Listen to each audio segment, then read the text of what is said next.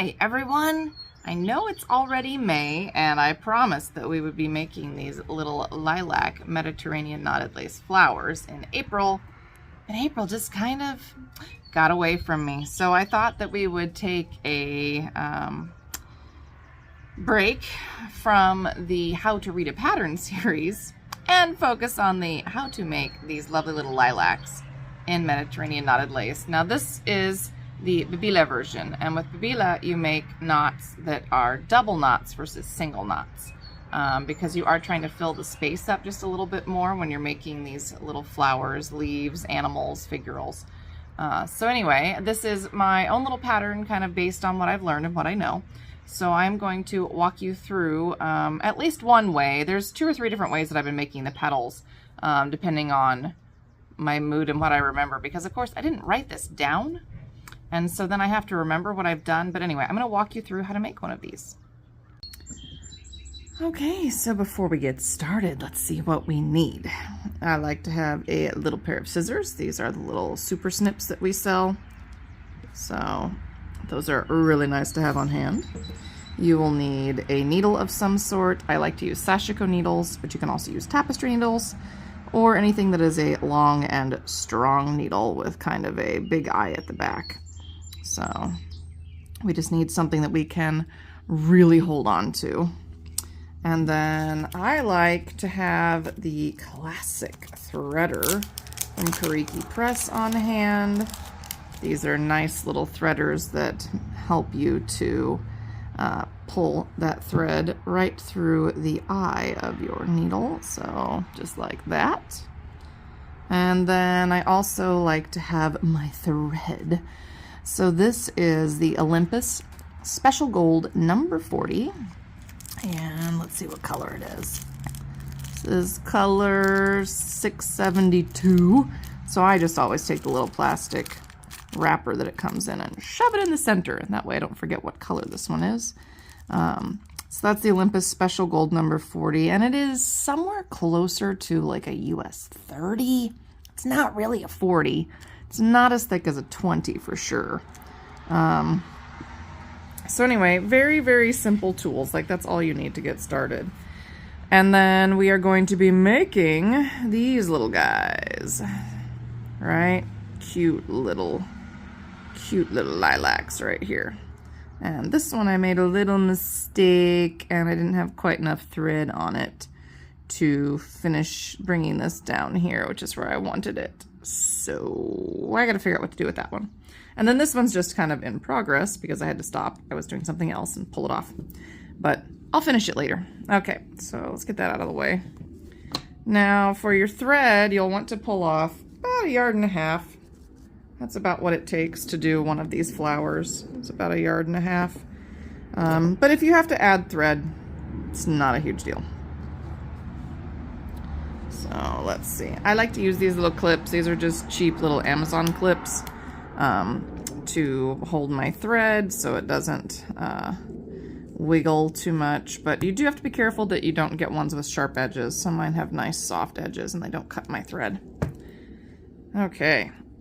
Now I'm going to take my needle and my needle threader.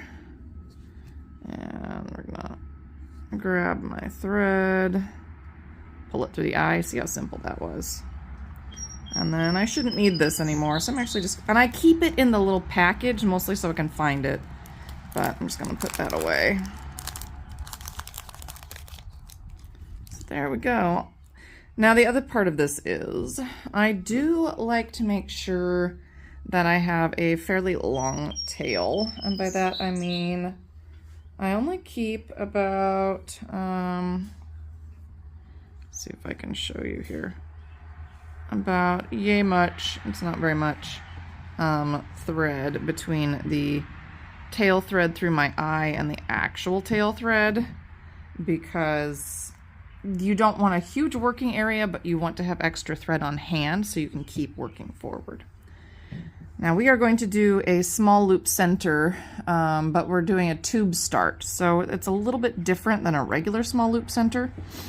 So what we're going to do is just make a little loop and stick our tail down through it, and then we're going to take this and put it over our finger. Now, the thing you have to remember is that you're going to pull this tight when you're done. So if you have a really long tail, it could get in the way. I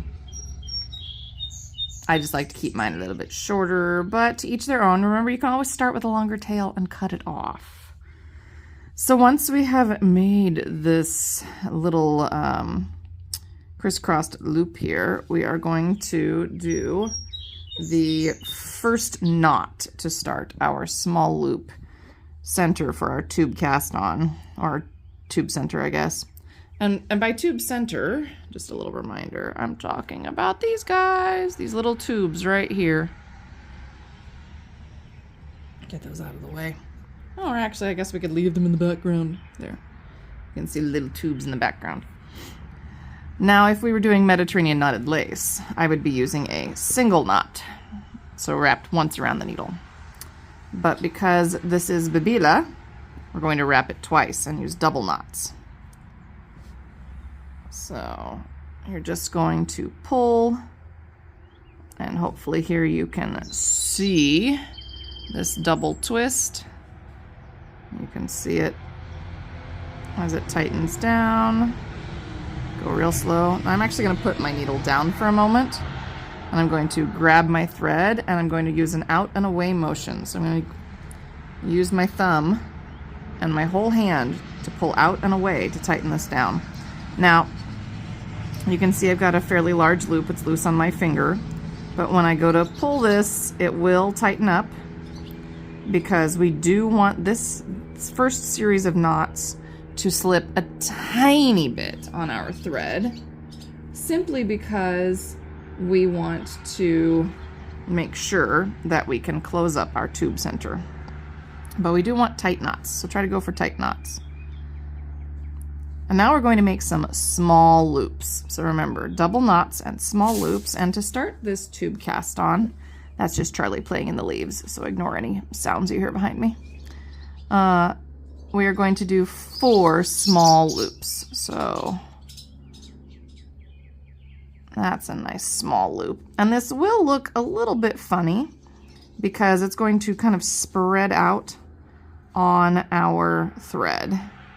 I probably could have done an even smaller loop, but this is all eyeballing. So we're going to make 4 small loops, remember. Okay. 2. So 3.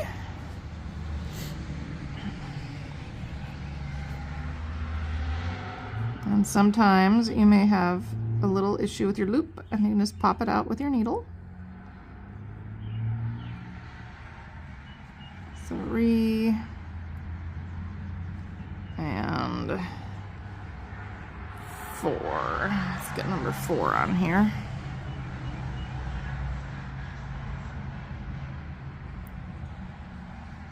So 4 pretty small little loops, and now we are going to set that needle down, and I like to hold all of my little loops kind of underneath my finger. This is what I do when I'm tatting as well.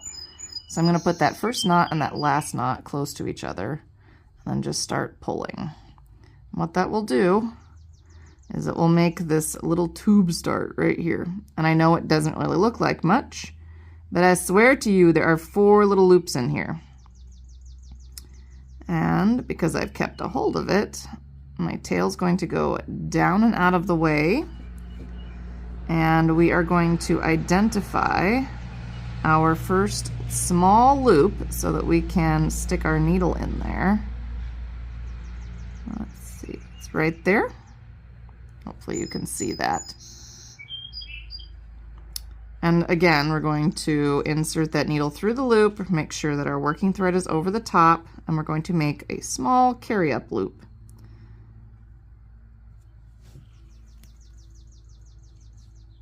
Okay. So place our small carry-up loop. There's the first one. And when I start to really work this, you'll see the loop start to pull up more. So there's our first one. Now, here's a knot, here's a knot. So our next loop is actually between them. It's right there. And we'll go ahead and make the first loop of our round.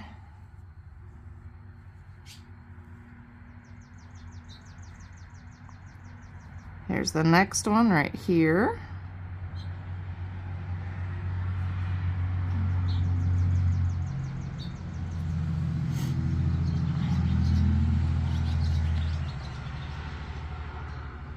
And I am making very small loops. I'm trying to keep them tiny. I know it's a little bit hard to see. I'm trying to go slow. Okay, so knot. So this is the loop in between. Some of this is just fiddling and practice as well. Oh, come on. I hate it when my tail, and right there I can see my tail's getting too close to my work. See how close that is? So what we will have to do is move a little more thread from the tail to the working area. And I just do that by pulling on my needle. So now we've got more working area. All right, how are we doing here? Looking good. So we did the carry up loop, and then there's 1, 2, 3. And now we're going to work into our carry up loop for our 4th, because when you're working, you're always making a spiral. So I'm working, that's our first carry up loop right there. And for these little tube starts, because I'm making small ones on my lilacs, there, keep that tight together. There's the very start of our little cup on our tube start. Isn't it adorable? Look at that. So I only need 3 or 4 rounds after the initial row. So it doesn't take very much because these are tiny little cups. Sometimes you'll have longer ones, but with my little lilacs, I only do 3 or 4 rounds. And I start with 3, and then I see if my loops got a little bit big, and I might stop at 3. But if they haven't, then I might do 4. And it just depends a little bit on, again, the length of my little tube start. So let's keep going around. So this is our new carry up loop, because remember, we continue to work in a spiral. You are just going to be a problem. I'm going to show you what's happening with my tail too. That's a good thing to show. I mean, this is thread, and thread is wiggly, so things happen. But my tail has tried to make a loopy loop. So I'm just going to pull that apart so it stops trying to make a little loopy loop. That's it. Just undo it so it stops trying to make a knot where I don't want a knot. Okay. So we did our carry up loop. This is going to be round 2. And again, I'm just going to work my way around.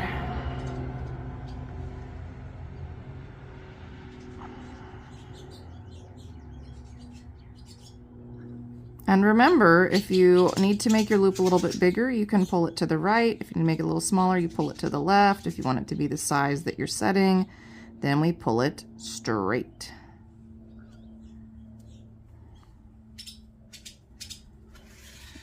Oh, all the barn swallows are above me. I don't know if you can hear them. They like to nest on my porch. And we didn't get our nests removed in time this year, so now there's going to be baby barn swallows pooping all over my porch. And then after they've raised their barn swallow hatchlings this year, I'm going to evict them. Because I don't need more stuff to clean up. Okay. All the way around.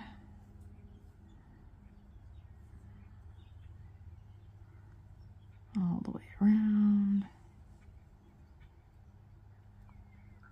And these tube start cast, well, I call them a cast on because I come from knitting, but these tube starts can be a little bit fiddly just simply because, and this is small stuff you're working with, right? Very tiny.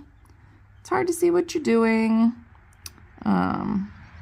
However, this was our second row carry up loop. This is our final loop for our second row.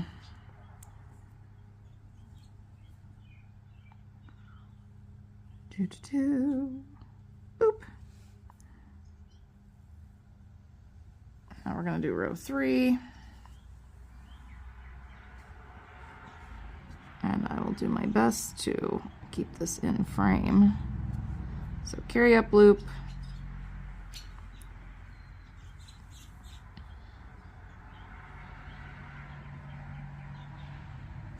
One. And then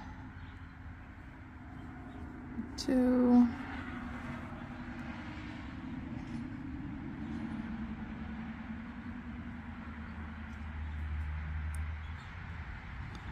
And 3.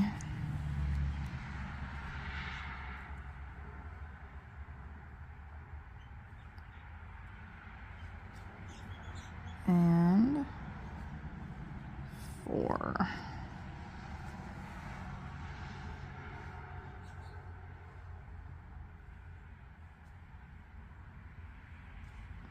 There we go. Now that looks pretty similar to my other ones. I haven't actually written the pattern down for this, so every time I make them just a little bit different. When I get into a rhythm, then I've decided what I like, and then I'm more consistent. But it's okay to experiment and to have them be just a little bit different, because in nature, every flower is a little bit different anyway. See those little guys? Every flower is a little bit different anyway.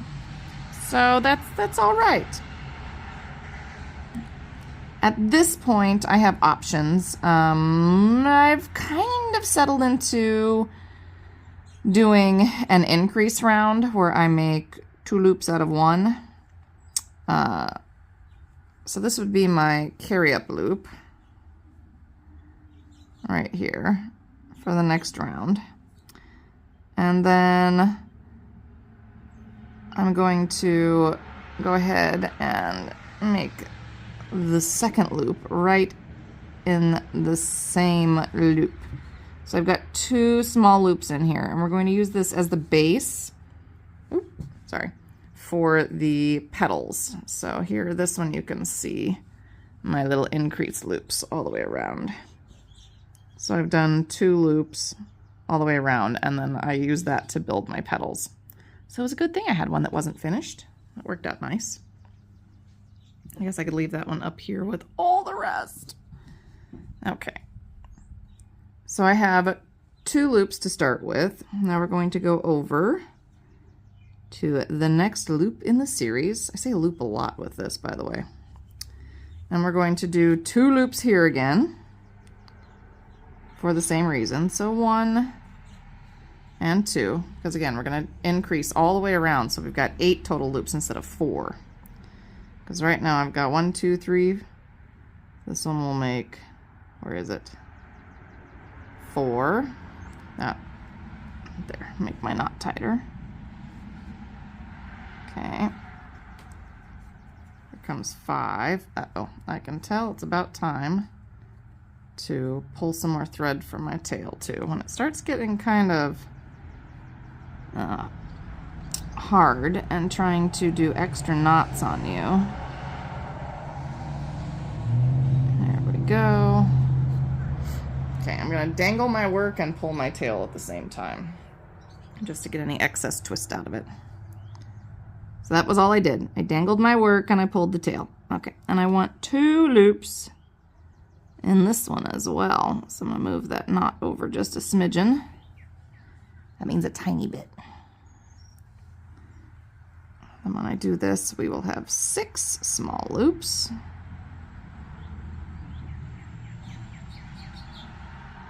So there's 6 small loops, and hopefully here I'll spread this out. You can start to see all my teeny tiny little increases.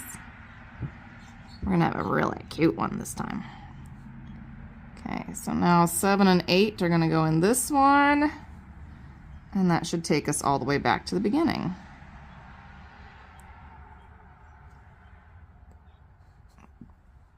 Seven and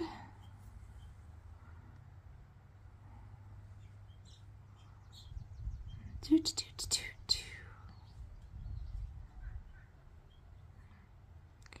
open that up just a little bit more, hold it in place.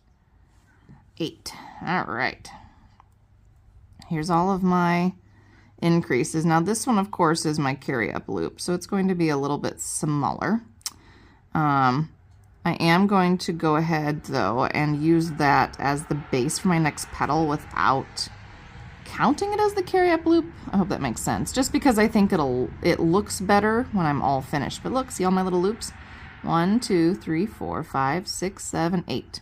So there we've got 8 little loops. So now let's begin the base of the petal. I try to work my petals so that I don't have to cut and reattach. Sometimes I fail because I forget what I'm doing and which direction I'm going. And anyway, so if I go over 1, 2, and then I come back 1, 2, 3, and then I go back 1, 2, 3, 4, and come down the side, I'm afraid that it won't be big enough. But if I do 2, 3, 3, 4, 4, and come down the side as I am wont to do, and attach to the base, then it should look pretty good. So it's over 2, 2, 3, 3, 4, 4. No, it'll take me the wrong direction. Hang on. 2, 3, 3, 4, 4, and down. That's what we're gonna try. I may have my sequence wrong, so let's just hope that I have it right. Here we go. I'll start with 2.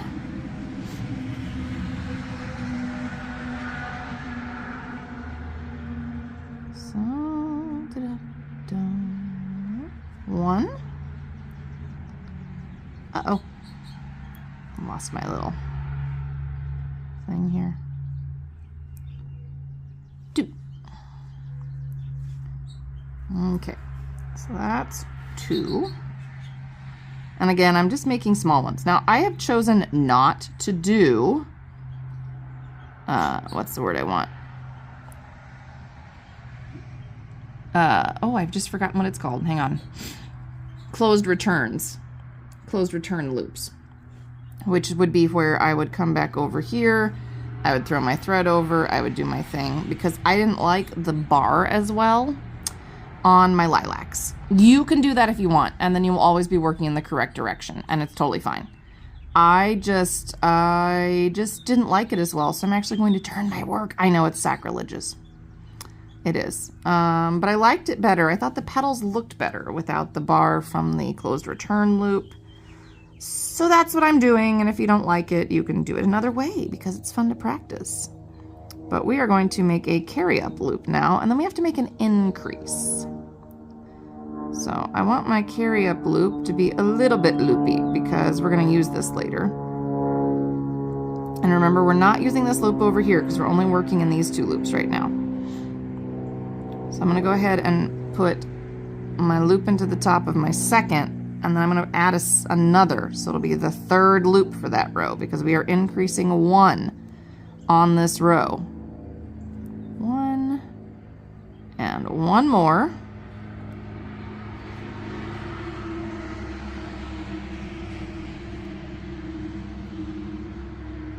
I'm going to set that right there. So that's nice. And again, we are not doing that closed return where we bring it back across. So I'm going to flip and work again. Just because I like the look better for these petals. Completely valid if you would prefer to use the closed return loops, totally fine. I just like this better. So now if I do 3 across and then 4 and then 4, yep. So we're just gonna do 3. So that was 1. This is gonna be 2.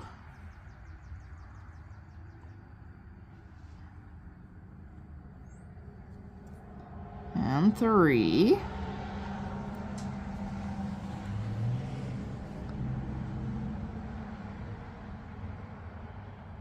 One looks nice. And flip. Now this time we're going to add another increase. So bring it up.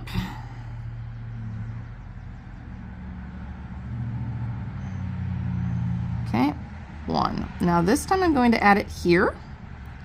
because I can see that this loop is pretty big. That's the other thing, is that you have a little flexibility. You can choose to put this extra loop in different places. I do recommend you put it in different spots on different rows so that you don't stack your increases on top of each other, because it does help them to blend in just a little more. But that's kind of your choice as well. Okay, so 1 increase, 2, 1, 2, 3, 4th loop right here. Okay, and I can tell I need to dangle because I'm starting to get some extra twist. So I'm going to do that just momentarily and pull on my tail so I've got a little more space in my working area. I only like to keep about that much thread in my working area. I don't know if you can see. Here's my tail, and then here's like my working thread area. It's not super big. It's just enough. Okay, so I've dangled, and now I'm going to go back. And this time when I go back, I'll do my 4 loops because we've increased to 4. And then I'm actually going to bring my thread down the side. So 1, cute little loop here. 2.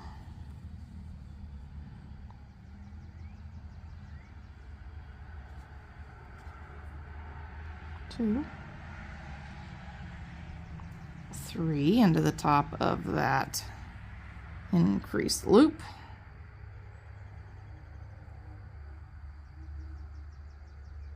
Right there. And 4. I am going slower as well. I usually would work faster, but I'm trying to go slowly so you can see what I'm doing. So set this one right about there. So there's my 4. I could have made that one a little bit loopier, but that's okay. And now, this is what I mean when I say I'm going to bring it down the side. So we are going to take our thread and we are going to work in these loops down the side to the base and then go over to make the next petal. So I'm going to put a little loop here on the side because I just like the look of it. Oops, sorry. I bumped my phone holder here.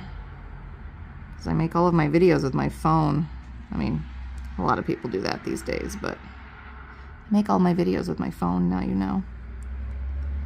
So there we go.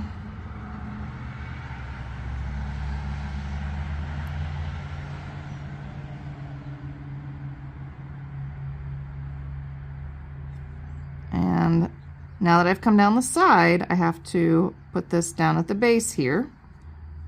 So that's what we're going to do. And the reason I'm going to attach it down at the base is that it will have a cleaner line and more separation between the petals. You can choose to do differently. I just like this one best. So there's our first little petal.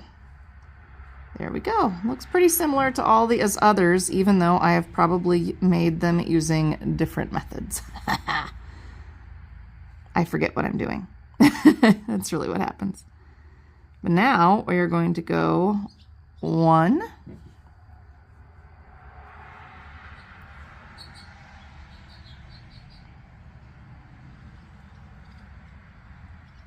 and see if I can find it. There we go. 2. And then we are going to repeat all the way around until we have 4 petals. So I am going to speed through this section. So if you need a slower version, you'll have to go back to petal 1, but we're just going to keep repeating all the way around in that same sequence. So I will keep working this on camera. I'll show you what's happening, but I'm going to speed it up.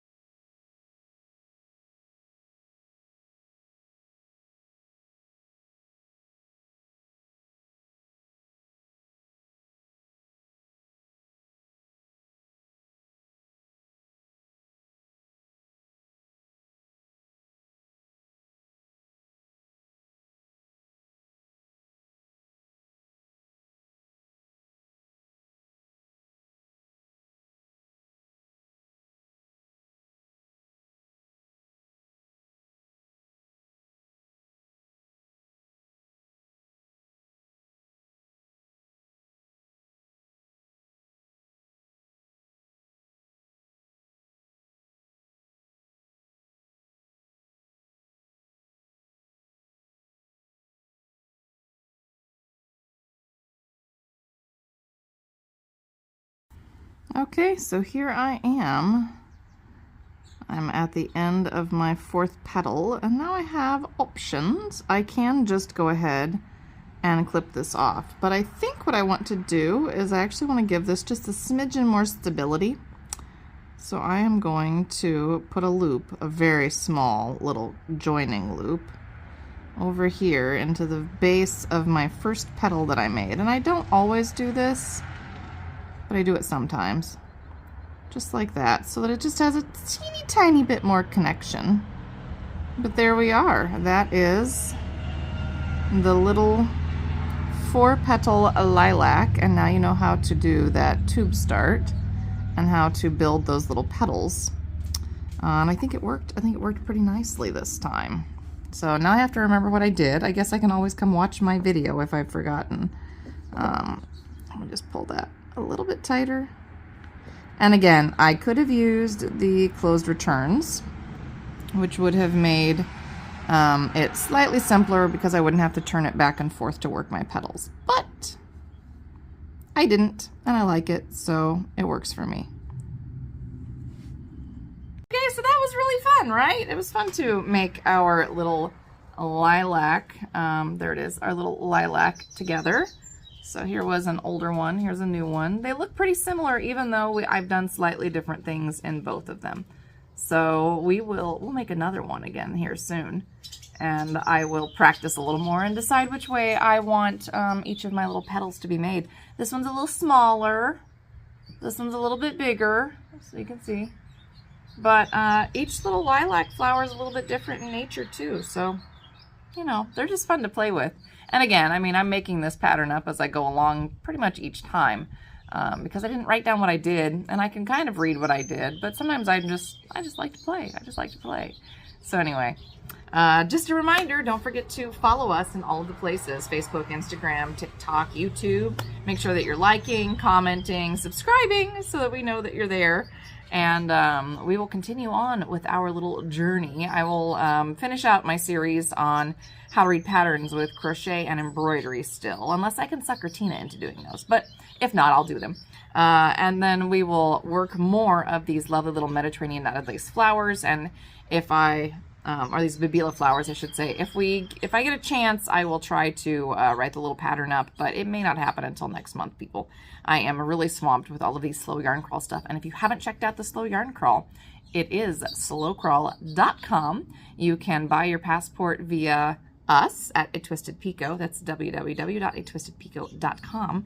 And we would be happy to be your first stop on the crawl. So, you know, you'll get your passport stamped from us if you buy it with us.